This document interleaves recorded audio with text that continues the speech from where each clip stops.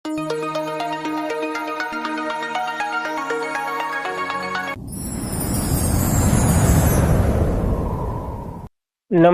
ગુજરાતના અધિકારી મિત્રો, આજે આપણે 31 જાન્યુઆરી 2026 નું મોસ્ટ ઇમ્પોર્ટન્ટ કરંટ અફેર સાથે સાથે જીકે અને જીએસ વિશે ચર્ચા કરવાના છે।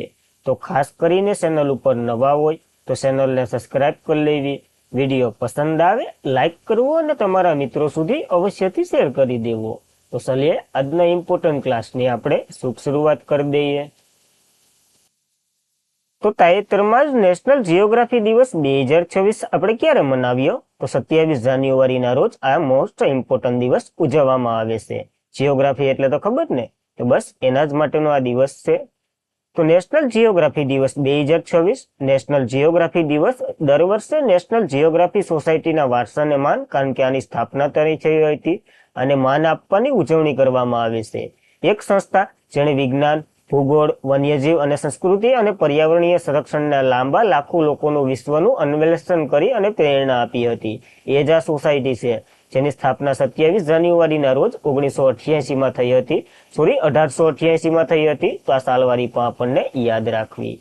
આની થીમ તે ભવિષ્યને સુરક્ષિત કરવા માટે ગ્રહનું અન્વેષણ પર ધ્યાન કેન્દ્રિત છે, તો ખાસ યાદ રાખવું।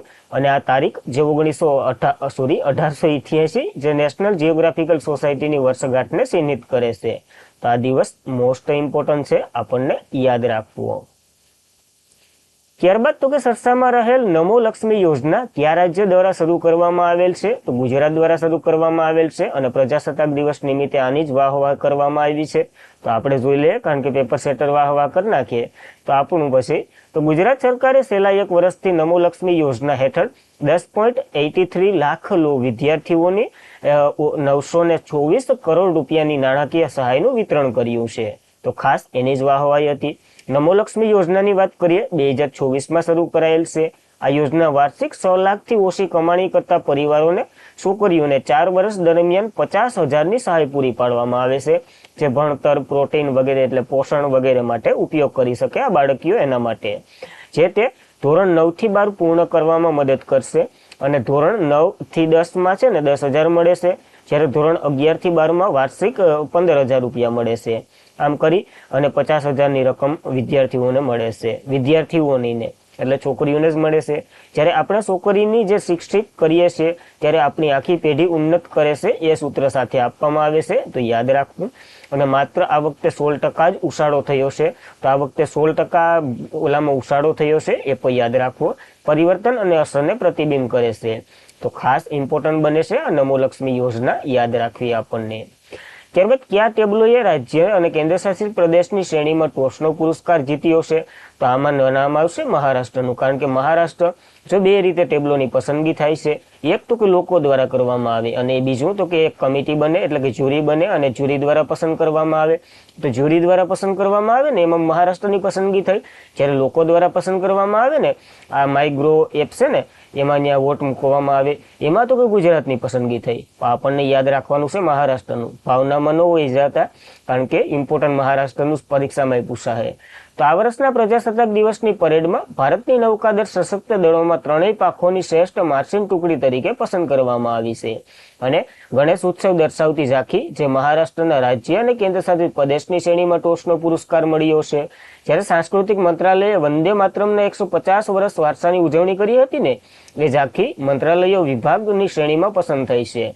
તો વિભાગ મંત્રાલયોની શ્રેણીમાં સાંસ્કૃતિક મંત્રાલયની, રાજ્ય અથવા કેન્દ્રશાસિત પ્રદેશમાં મહારાષ્ટ્રની અને કેન્દ્રીય શસ્ત્ર દળોની વાત કરીએ ને સહાયક દળોમાં દિલ્હી પોલીસની પસંદગી થઈ છે। આ તમામ પુરસ્કારોની પસંદગી જ્યુરી પેનલ દ્વારા કરવામાં આવે છે અને એ પેનલે એટલાની પસંદગી કરી છે। જ્યારે 3 પાંખોમાં શ્રેષ્ઠ કીને કીધું છે? તો નૌકાદળને શ્રેષ્ઠ કીધું છે। તો આ 4 વસ્તુ મોસ્ટ 4 પોઈન્ટ બને છે, એ યાદ રાખવા। હવે જે લોકોની પસંદગી થાય ને એની વાત કરી લઈએ। લોકપ્રિય પસંદગી શ્રેણીમાં વાત કરીએ તો માયગ્રો પોર્ટલ પર હાથ ધરાવતા ઓનલાઈન મતદાન આધારે આ રિપોર્ટ બહાર પાડવામાં આવે છે। એમાં રાજ્ય અને કેન્દ્રશાસિત પ્રદેશમાં તો ગુજરાતનો ટેબ્લો પ્રથમ નંબરે રાખ્યો છે। સ્વદેશી અને આત્મનિર્ભરતા સ્વાતંત્રતા મંત્ર વંદે માતરમની થીમ ઉપર હતો અને રાષ્ટ્રધ્વજનું આખું અર્પણ કર્યું હતું આપણે। મંત્રાલય વિભાગોમાં વાત કરીએ તો શિક્ષણ શાળા જે સાક્ષરતા વિભાગ વિષય વસ્તુ શિક્ષણ નીતિ ઉપર હતું, જે 2020ની છે ને નેશનલ એજ્યુકેશન પોલિસી એના ઉપર હતું.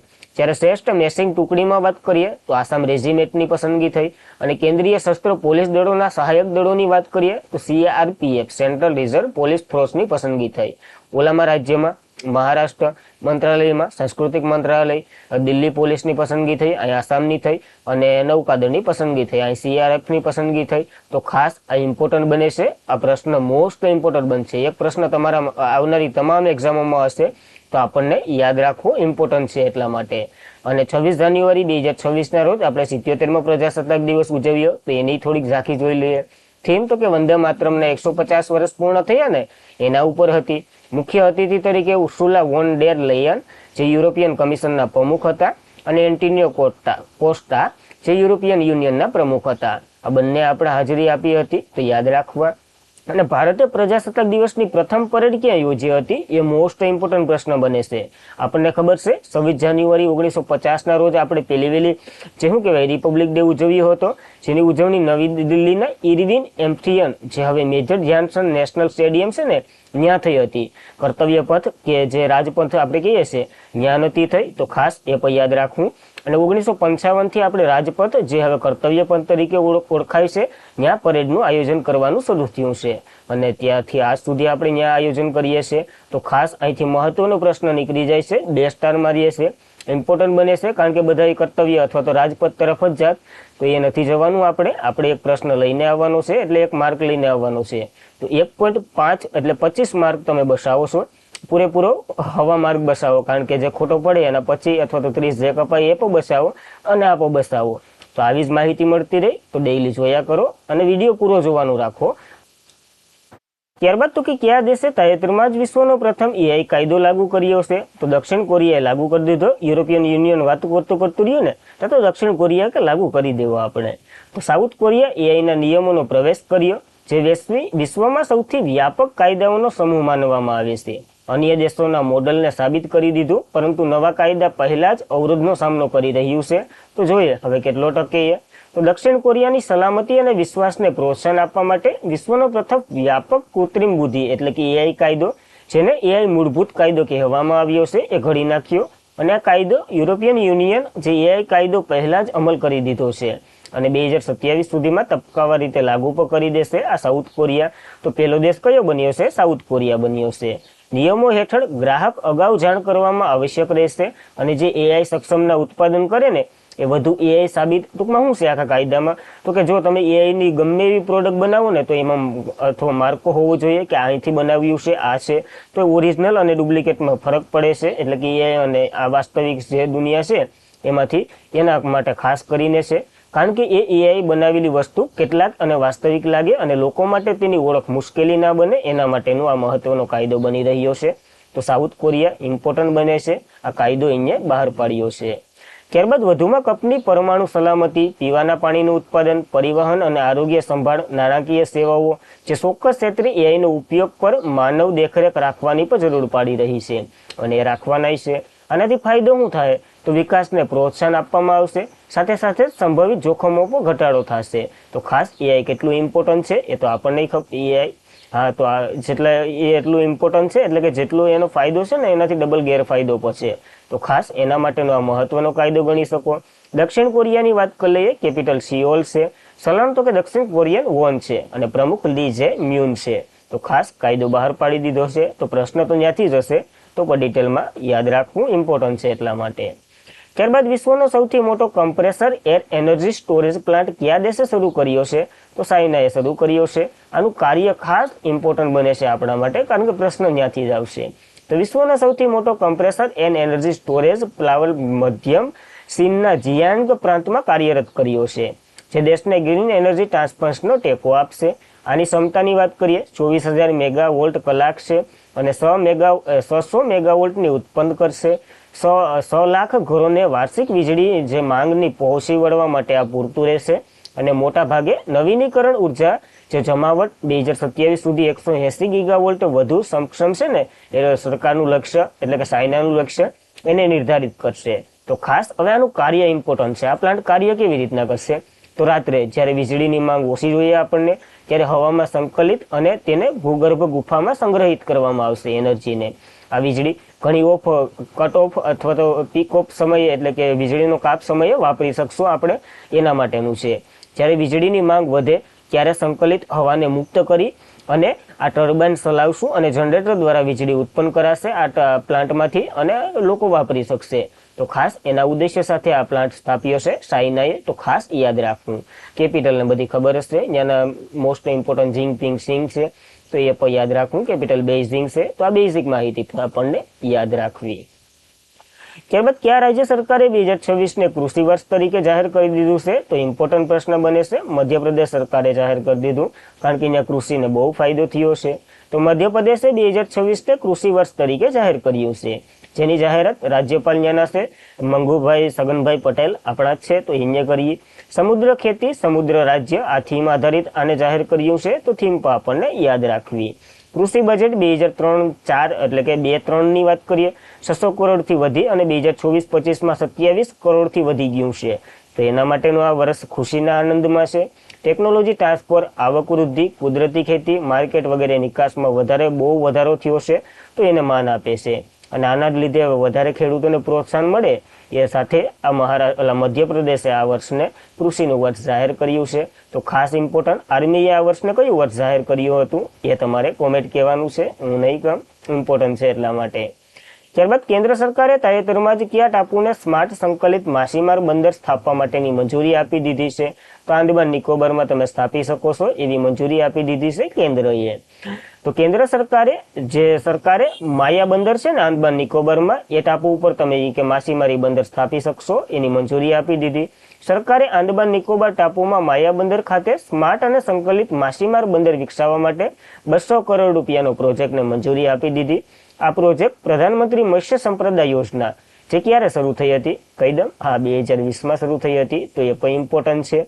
અને સંપૂર્ણ ભંડોળ પૂરું પાડવામાં આવશે. આ બંદર 430 માછીમારો જહાજને સલામતી સુવિધા પૂરી પાડશે, જેટલું સ્ટોરેજ રહેશે એટલું બનાવવામાં આવશે.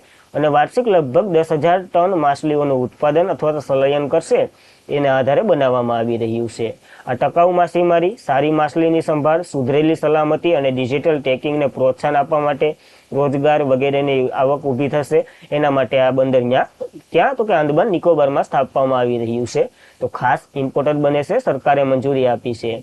આંદામાન નિકોબારની વાત કરી લઈએ. કેપિટલ વિજયપુરમ, જે પહેલા પ્લોટ બેયર હતું, હવે વિજયપુરમ છે. ઉપરાજ્યપાલ દેવેન્દ્ર KR જોશી છે. તમે આંદામાન અને નિકોબારને અલગ કરતી ચેનલ, મોસ્ટ ઇમ્પોર્ટન્ટ પ્રશ્ન બની શકે, ગમે એમાં પૂછી લઈ. 10 ડિગ્રી ચેનલ છે, તો એ પણ યાદ રાખવું. અને સૌથી ઊંચું શિખર સેન્ડલ પીક છે, તો એ પણ યાદ રાખવું. હવે કયા ટાપુ ઉપર આવેલું છે? આંદામાનમાં આવેલું છે, નિકોબારમાં, એ તમારે કોપેટ કરવાના છે. અને આ બીજા ટાપુના નામ જ્યારે બદલ્યા હતા ત્યારે ઇમ્પોર્ટન્ટ હતા અને અત્યારે તમને આવડતા જ હશે. હેવલોક ટાપુનું નામ સ્વરાજ, રોસ ટાપુનું નામ નેતા સુભાષચંદ્ર બોઝના નામ ઉપર, નીલ ટાપુનું નામ શહીદ ટાપુ. તો ખાસ આવા પોઈન્ટો પર યાદ રાખવા, કેન્દ્ર સરકાર અંતર્ગત કાર્ય કરે છે એટલા માટે. ત્યારબાદ ભારતનું પ્રથમ flat Rolls products aluminium unit કયા રાજ્યોમાં સ્થાપિત કરવામાં આવ્યું છે? તો ઓડિશામાં સ્થાપિત કરવામાં આવ્યું છે. ત્યાંના CM છે મોહન શરણ માંઝી, એના દ્વારા જ આ નિર્ધારિત થયું છે.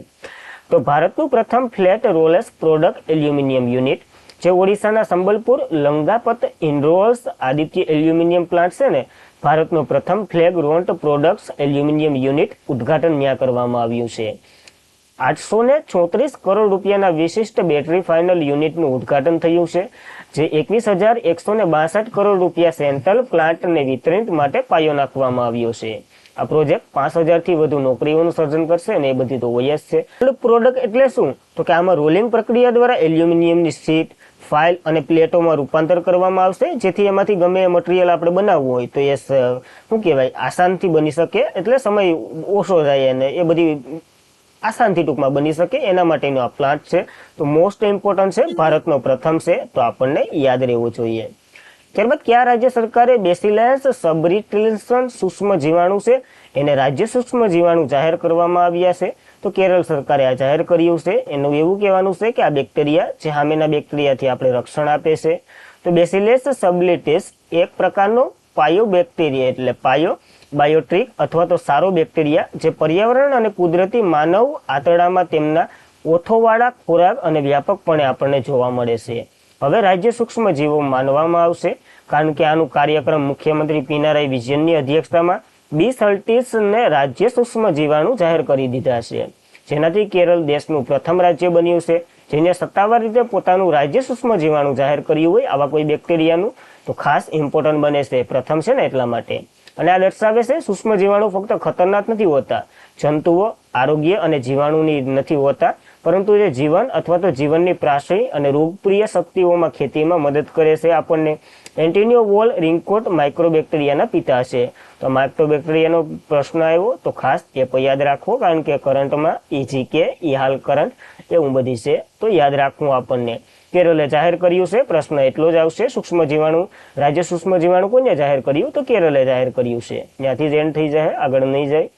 ત્યારબાદ નગોબા જાતારા ઉત્સવ એ કયા રાજ્યમાં ઉજવવામાં આવે છે, તો તેલંગાણામાં ઉજવવામાં આવતો સૌથી ફેમસ આ છે. આપણે હમણાં જોયો હતો ને, સૌથી મોટો આદિવાસી ઉત્સવ કયો હતો, તો સમકા સકરા એ જટાલા ઉત્સવ હતો ને, એના પછી સૌથી મોટો બીજો આદિવાસી મહોત્સવ છે આ. તો ખાસ નગોબા જાતારા ઉત્સવ યાદ રાખવો. ગોંડા જનજાતિ દ્વારા ઉજવવામાં આવે છે, 10 દિવસનો ઉત્સવ છે, જે તેલંગાણાના કેસરાપુરમ મોસાળકુડના આદિવાસી ગોંડ નગોબા જાતારા ઉત્સવ ઉજવવામાં આવે છે. વિવિધ ધાર્મિક વિધિઓ કરવામાં આવે છે, મુખ્ય આદિવાસી તહેવાર છે. આ તહેવારમાં વરુલી પ્રતિષ્ઠા નામે એક ધાર્મિક વિધિ કરવામાં આવે છે, જે મધ્યરાત્રે કરવામાં આવે છે. તેમાં સર્પ દેવ માટે માટીના કીડાઓનો ઢગલો બનાવવામાં આવે છે અને એને અર્પણ કરવામાં આવે છે ને એવી બધી પ્રક્રિયા છે. તો ખાલી નગોબા જાતારા ઉત્સવ તેલંગાણામાં ઉજવવામાં આવે છે, એ મહત્વનો છે, એટલું જ યાદ રાખવાનું છે. અને આજના માટે એટલું જ હતું. ખાસ કરીને મિત્રો વિડીયો પસંદ આવે તો લાઇક કરી શકો, તમારા મિત્રોને શેર કરી શકો, ચેનલ ઉપર નવા હોય તો સબસ્ક્રાઇબ વગેરે તમે કરી શકો છો, કારણ કે આની પાછળ બહુ મહેનત જાય છે, જે તમને નથી દેખાતી જ નથી, જરાય નથી દેખાતી, તો જવા દઉં. તો તાજેતરમાં જ કયા રાજ્યએ પ્રધાનમંત્રી મોદીને 4 નવી ટ્રેનોને લીલી ઝંડી આપી અને સ્વનિધિ ક્રેડિટ કાર્ડ લોન્ચ કર્યું છે, તો આવું બધી સમારોહ કેરળમાં યોજ્યો હતો નરેન્દ્ર મોદીએ. ત્યારબાદ ક્યાં યોજાયેલ કલિંગા લેજન્ડ્સ રાંચી રોયલ્સને હરાવી મેન્સ હોકી ઇન્ડિયા લીગનો ખિતાબ જીત્યો છે, તો ભુવનેશ્વરમાં યોજાયું હતું. કોણે જીત્યો, કલિંગા લેજન્ડ્સે જીત્યો છે. કયું રાજ્ય ભારતની આંતરિક જળમાર્ગના ટોચની સંસ્થાની ત્રીજી મોટી બેઠકનું આયોજન કરવા માટે તૈયાર છે, તો કેરળની અધ્યક્ષતામાં બધી થઈ રહ્યું છે. શેખ જોવાન બિન હમાદ અલ થાની ઓલિમ્પિક કાઉન્સિલ એસેમ્બલીના પ્રમુખ તરીકે ચૂંટાયા. આ સંસ્થાનું મુખ્ય મથક તો કે કુવૈતમાં જ આવેલું છે, તો એ પણ યાદ રાખવું. ત્યારબાદ તાજેતરમાં જ આર્મી ઉપેન્દ્ર ત્રિવેદીએ કેટલા ઉજાગર કરતું રેડ લાયન્સ સિન્ડ્રોમ્સ પુસ્તકનું વિમોચન કર્યું છે, તો ઓપરેશન સિંદૂર ઉપર આખું પુસ્તક છે, જેનું વિમોચન આર્મી ચીફે કર્યું. ભારત ઉર્જા સપ્તાહની 4થી આવૃત્તિ કયા રાજ્યમાં યોજી રહ્યું છે, તો ગોવામાં યોજી રહ્યું છે. ખાસ મહત્વના દેશોએ ભાગ લીધો હતો. કયા ક્ષેત્રે ચંદ્રકાંત લહિયાને વિલી રિસર્ચ ઇરોજ પ્રાઇઝ મળ્યો છે, તો આરોગ્ય એટલે કે ડોક્ટર છે ભાઈ, એના જ ક્ષેત્રમાં મળ્યો છે.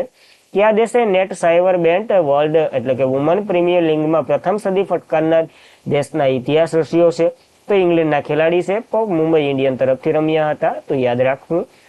ત્યારબાદ કઈ સંસ્થાના ભૂતપૂર્વ જે પ્રમુખ ઇન્દ્રજીત સિંહ બિન્દ્રાનું અવસાન થયું છે, તો BCCIના આ પ્રમુખ હતા, જેનું અવસાન થયું છે તાજેતરમાં જ.